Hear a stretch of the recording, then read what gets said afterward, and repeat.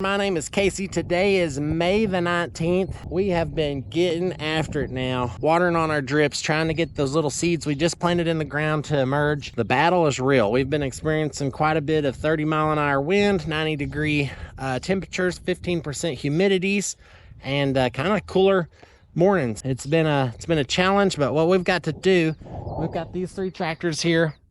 This one, we need to get it unhooked from the rotary hoe. We're going to hook the shredder, and then we got just a little bit of shredding to do. Then we're going to go turn row discing with this one to keep turn rows from blowing. 8320, we're going to hook onto a Sandfighter. I got a 60-acre half pivot that we've been watering. It's trying to blow, and the cotton is just popping out of the dirt. So we're going to take this tractor, hook it onto the big blue Sandfighter. We got the 8285R. Which got the duals and spreaders on it, which we need to leave on for right now to carry the planter back to the barn, bring it back.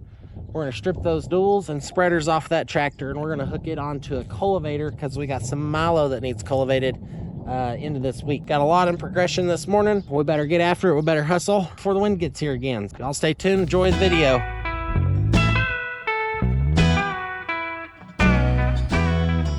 We're gonna take these 2 planters, go get them unhooked in the barn. I'm gonna lead the race here so I can get the battery cables hooked up to that 7460.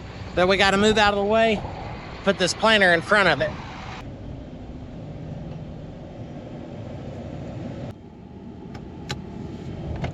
This one's not gonna crank.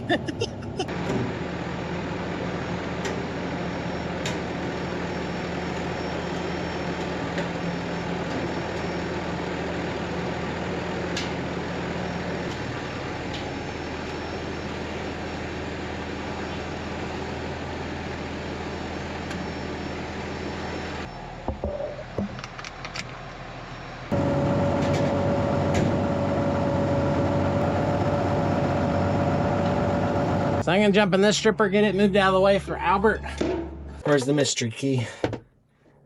Well, if you needed to steal it, key wasn't that far. Well, this one's got a good battery.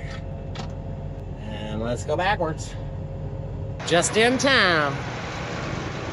We're gonna put the big planter in the big shed. We're gonna put the 8-row planter in front of the wheat drill. We're gonna pull 2 cotton strippers in behind them. And then we're gonna move on to new adventures. Albert's headed over here to get this baby hooked on.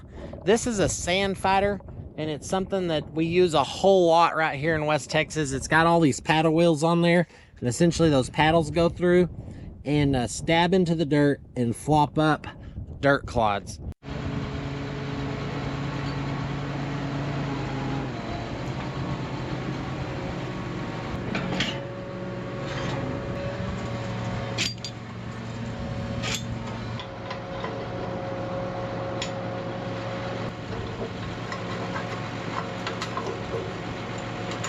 This rig will run really good because it does not have anything in the middle where the cotton is planted, as of where the rotary hoe would run broadcasted and solid, and we want to stay off that seed bed.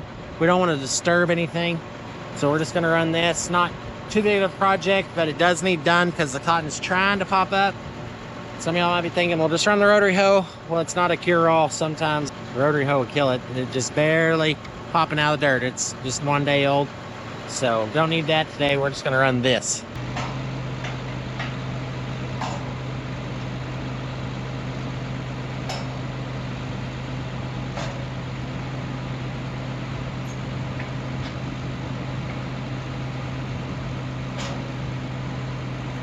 Cheeto's almost here with the rotary hoe.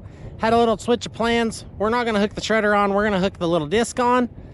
But I wanted to show y'all something. These right here, John Deere 400 rotary hose. Growing up, this is what we ran. I had 3 4840s, a 4630, 4440s, and I mean, we ran the tar out of these bad boys. And these are just here mainly for scrap iron of using the bars for something. The bottoms are no good. I mean, they're completely thrashed. All these old wheels just barely have points on them. Got 3 more over here that are just trashed. This right here is the replacement to the 400s, just running small acres. But we're gonna get this one unhooked. Got it.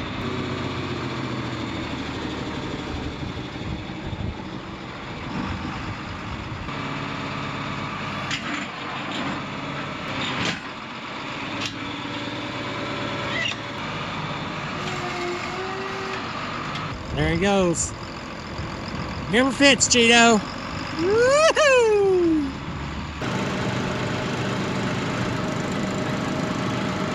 Give it some fuel.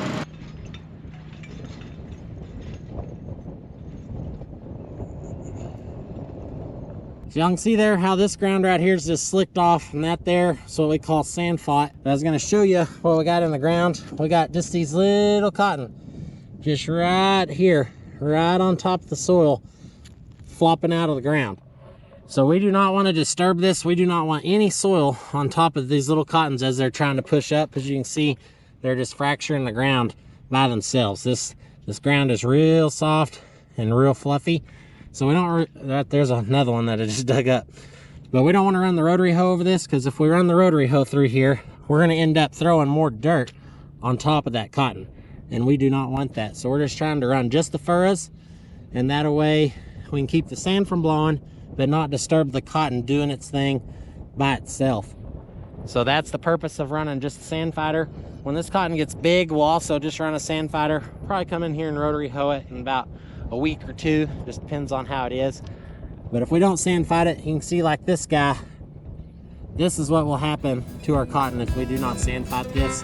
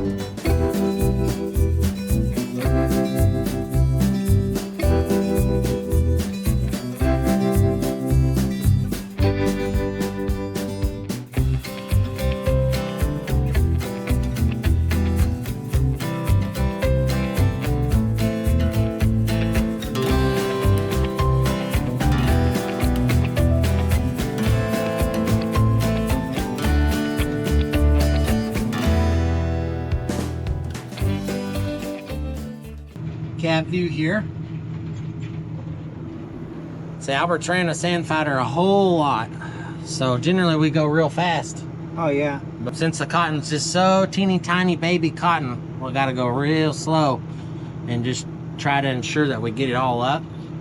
And then when the cotton gets big, Albert here, he'll show you how to drive a tractor fast. Oh.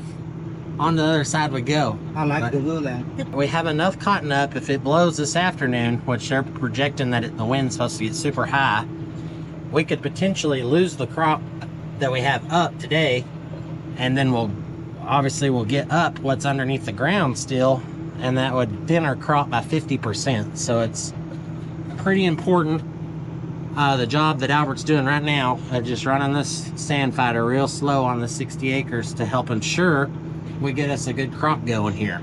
Yeah.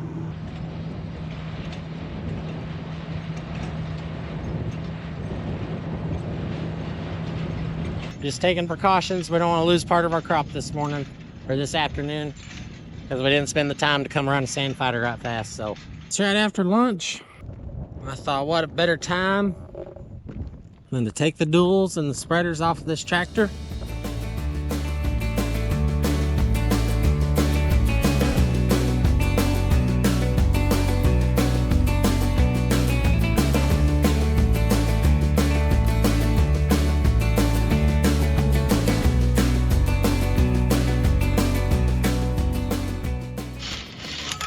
So we're having some problems. We don't have enough batteries to pop them loose.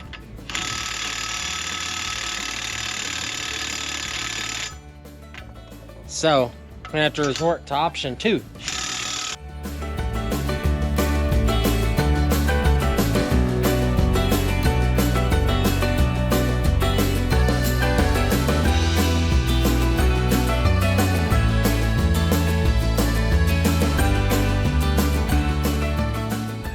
This side's coming out a little easier. A little bit.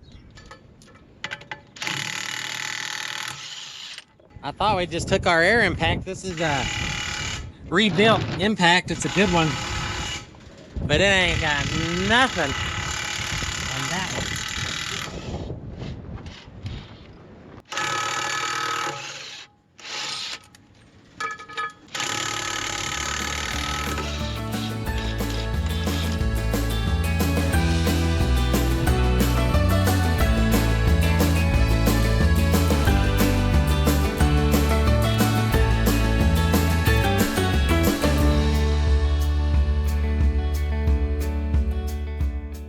So we had a really hard time busting them lug bolts out of these spreaders. They were tied as a fiddle string. We're gonna leave these in here. We gotta have a swivel, and we broke our swivel when we put them in, and I never have replaced that. So I do know those are gonna be a son of a gun. So we're just gonna leave these on. One other reason is we don't know if we're done planting cotton. We could have to come back and replant some. If that's the case, I have to stick our duals back on, go back and get our planter. But for the meantime, we're that much closer to having them off, and that way we can use this tractor to farm a little easier with when you run Sandfighter and things like that, and not have to worry about this tire over here running over that 30-inch row, especially when we're turning on the ends. Just one less tire. Instead of 6 tires running over the end, you only have 4. We're gonna take this 4560 and the little disc, and we're gonna go plow some turn rows that could blow. Just don't want nothing blowing. Got to cover up all that sand. Let's see what happens.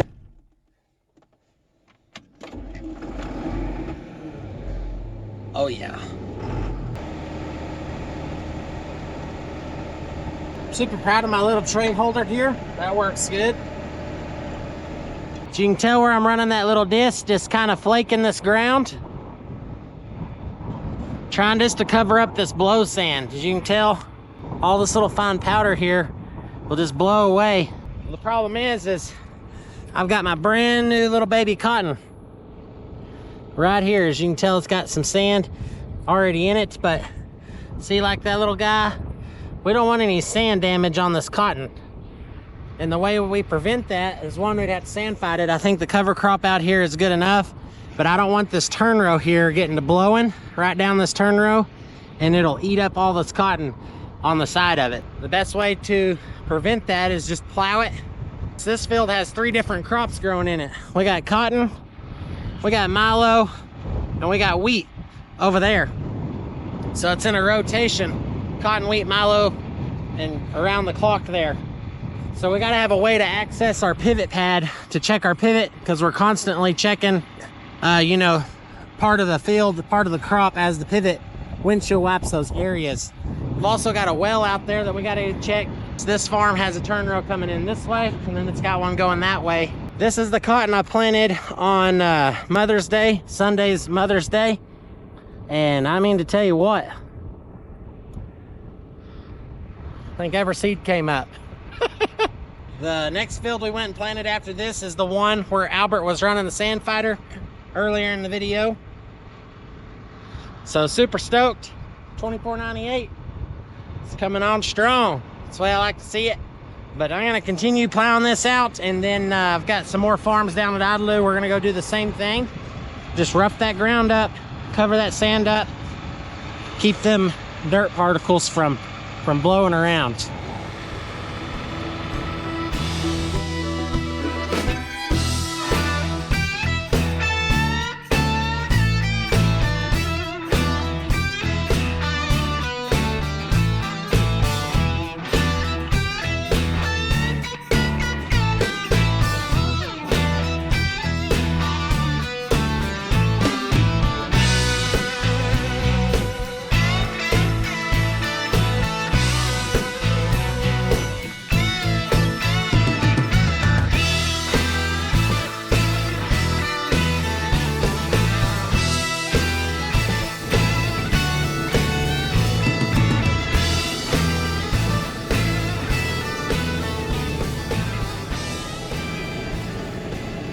I don't know if y'all can see the dirt blowing. It is getting with it. You can see this road behind me. The dirt's just following me. By the way, there's my brother and his 9120 pulling a set of 50-foot heavy Harris. That's gusty rig.